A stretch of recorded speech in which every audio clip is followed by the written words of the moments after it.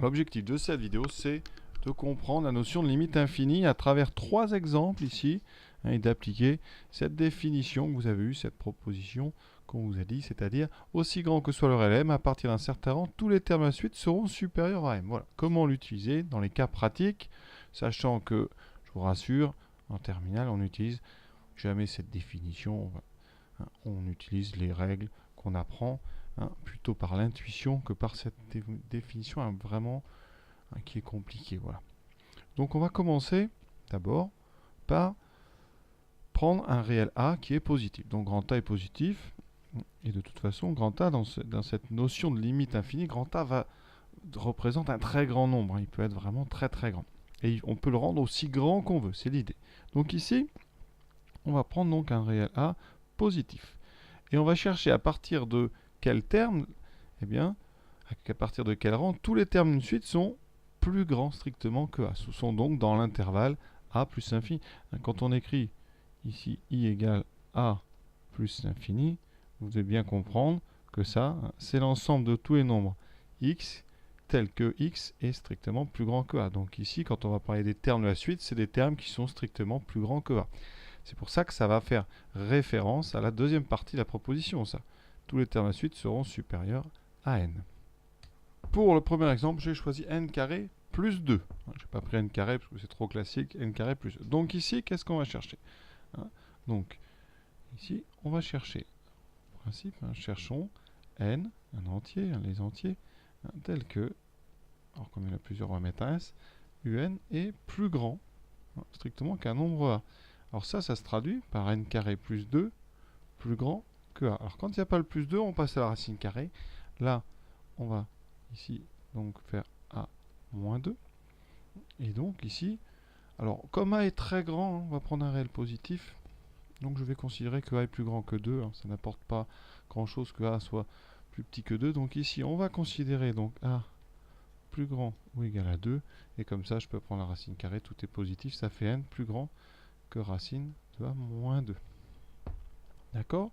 Donc par exemple, si je prends a égale 10 002, je prends vraiment pratique, eh bien si je veux que les termes de n soient plus grands que 10 002, d'accord, eh bien il suffit de prendre n plus grand que racine de a moins 2, c'est-à-dire racine de 10 002 moins 2, donc n plus grand que racine de 10 000, donc n plus grand que 100. D'accord? Donc, qu'est-ce qu'on va faire de ça? Alors, si on veut un strictement plus grand que a, il suffit donc de prendre n strictement plus grand que a moins 2. Alors, imaginons que racine de a moins 2, ça fait à peu près 7,8. Comme moi, je veux un entier, il faut que je prenne n comment? Si n est strictement plus grand que 7,8, ça veut dire que n est strictement plus grand que 7. D'accord? Donc, je vais poser n0 égale, alors ici, la partie entière, on a notre e, partie entière de racine de 1 moins 2. Ça veut dire quoi? Eh bien, si je veux n plus grand que a, c'est-à-dire aussi grand que soit le réel grand A, si je prends un nombre n plus grand que la partie entière de racine de 1 moins 2, eh bien, j'aurai bien des termes qui sont plus grands que mon donc grand A. Et donc, ça veut dire tout simplement, c'est la définition qu'à la limite, quand n tend vers plus l'infini de un, c'est plus l'infini. Alors, j'ai rien inventé parce que n carré plus 2, vous savez très bien, intuitivement, que quand n va grandir, bien n carré va grandir encore plus, on rajoute 2, donc ça, c'est pas un problème. Donc, ces démonstrations, par contre, elles sont comme ça formelles pour éviter le recours à l'intuition qui, parfois, peut être trompeur. Dans la pratique cette année, eh bien, qu'est-ce qu'on sait? On va apprendre par cœur la limite de toutes les puissances entières de n. Ici, c'est plus l'infini. On rajoute 2, donc ça ne fait que grandir de 2 chaque terme. Donc, la limite, quand n tend vers plus l'infini, de n carré plus 2, c'est égal à la limite, donc, plus l'infini. D'accord? Le plus 2, en fait, n'apporte rien quand la limite est plus l'infini.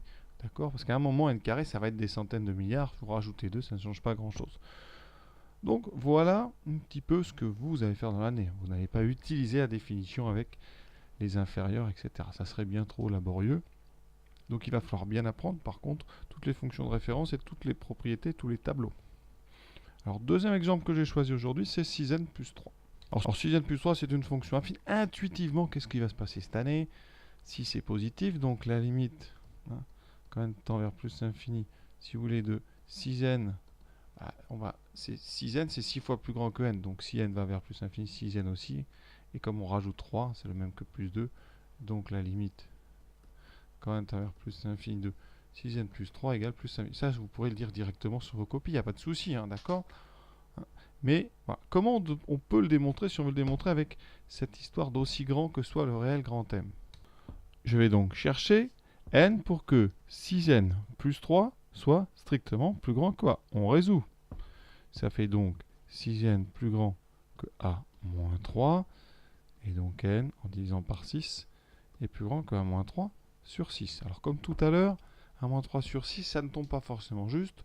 Donc je vais considérer le nombre n de 0 qui est la partie entière de 1 moins 3 sur 6. Pour être clair, je réexplique. Si j'ai n par exemple supérieur à ici 12,37, comme n est un entier, n strictement plus grand que 12,37, ça veut dire que n est strictement plus grand que 12. D'accord? N peut très bien être égal à 13. Faites attention, si on veut du strict, il va falloir prendre 12. Donc je prends la partie entière de 12,37. Et donc, quel que soit donc, A un réel, ici positif, hein, et bien si je prends, à condition de prendre donc n plus grand que n0, et bien dans ce cas-là, et bien j'aurai un strictement plus grand que a. D'accord? Et donc on a bien montré qu'aussi grand soit le réel grand A, à partir d'un certain rang qui est n0, tous les termes seront plus grands que grand A. C'est donc le fait que la limite, quand n tend vers plus l'infini de la suite un, elle ici aussi vaut plus l'infini. Voilà, chose qui intuitivement on a dit était évident. Alors graphiquement, on peut aussi essayer d'interpréter quand je trace la fonction 6x plus 3, c'est une fonction affine croissante, donc voilà, sa courbe va être comme ceci, plus ou moins pentue, ça dépend de votre repère. Les points de la suite, eh bien c'est des croix. Ici vous aurez U0, puis U1, U2, U3, U4, U5, U6, U7, vous voyez bien, ces croix étant bâties sur une droite qui monte ici vers l'infini, on va dire, et bien la suite, évidemment, va aller elle aussi vers plus l'infini. Au niveau de mon histoire de trait, ici, si vous placez un trait qui est à la hauteur m, au bout d'un certain, ici, n0, et bien toutes les croix seront au-dessus, seront dans cette zone, seront au-dessus de la droite verticale m. D'accord? Ça c'est l'aspect graphique de la limite plus l'infini. On finit par un grand classique, la racine carrée de n. Alors elle est facile, ici. Donc on va chercher quand est-ce que racine carrée de n est strictement plus grand que a. Alors je considère a positif, là on va en avoir vraiment besoin. Et ici, comme tout est positif, ça fait n plus grand que a carré. D'accord? Donc ça c'est simple, parce qu'A carré c'est un entier. Donc qu'est-ce qu'on a? Aussi grand soit donc grand A, à partir de n0 égale A carré, on a bien tous les termes un plus grand que grand A. C'est exactement la définition du haut. À place de m, on a A, mais c'est tout. Donc, vous voyez, ça traduit bien la limite de la racine carrée qui vaut plus l'infini. Donc ça, c'est pareil, vous ne redémontrez pas, on s'en sert directement. La racine carrée, ça fait partie du cours, on sait qu'elle va vers plus l'infini. Alors elle n'y va pas vite, parce que la racine carrée, ça a tendance à s'écraser un petit peu. Alors la courbe de la racine carrée, vous devez la connaître, elle démarre en 0, parce que racine de 0, c'est 0. Elle a un démarrage tangente verticale au départ. Et on a comme ça une courbe qui est de cette forme. Alors ça va aussi haut qu'on veut, ça ne s'écrase, ça ne va pas s'aplatir, mais voilà, les pentes sont de plus en plus faibles. Et quand vous placez les points qui correspondent à la suite racine de n, donc le premier étant 0, donc ici si j'ai 1, le deuxième ici, eh bien racine de 1 ça fait 1, j'ai pas mis un repère orthonormal. Pour 2, eh bien ici j'aurai racine de 2. D'accord? Donc voilà, vous allez avoir une série de croix qui sont toutes espacées horizontalement d'une unité. Donc là j'aurai U3, U4, U5, U6, U7, U8. D'accord? Et la courbe, elle est comme ça, de moins en moins pentue. Mais, et c'est ça, grâce à ce qu'on vient de faire, on sait qu'on va monter aussi haut qu'on veut. C'est-à-dire que cette courbe est tout le temps croissante, et elle va monter jusqu'à 100 milliards à un moment. Par contre, il faudra aller loin. Si vous voulez, par exemple, qu'une racine carrée soit plus grande qu'un milliard, c'est-à-dire plus grande que 10 puissance 9, il faudra que vous preniez n plus grand que 10 puissance 18. Alors 10 puissance 18, c'est un milliard de milliards. Donc vraiment sur un repère, c'est beaucoup à droite. Donc c'est pour ça que vous avez cette sensation que la racine carrée va plafonner, mais pas du tout. Par contre, plus vous voulez aller haut, plus il va falloir aller vers la droite très loin. D'accord ?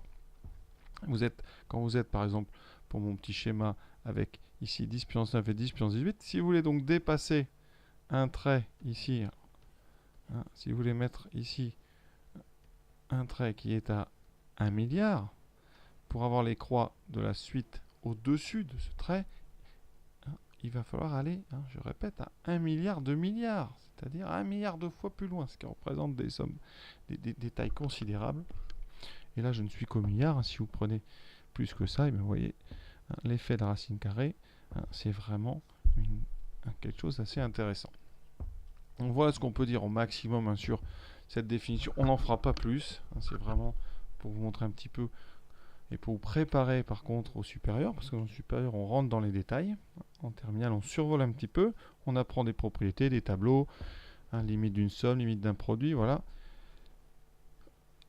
En post-bac, vous allez rentrer vraiment dans les détails pour aller chercher, hein, les petits points intéressants. Et c'est ça peut-être qui fait un petit peu le sel des mathématiques. Voilà, je vous souhaite une bonne fin de journée. J'espère que je ne vous ai pas trop ennuyé avec ces détails. Hein, et on va passer après, donc d'abord à la limite en une valeur. Donc limite d'une suite par exemple égale à 3. Ça c'est un autre concept. Hein. Et entre-temps, on fera peut-être des exercices sur les limites justement plus l'infini. Voilà. Je vous souhaite bonne fin de journée. À bientôt.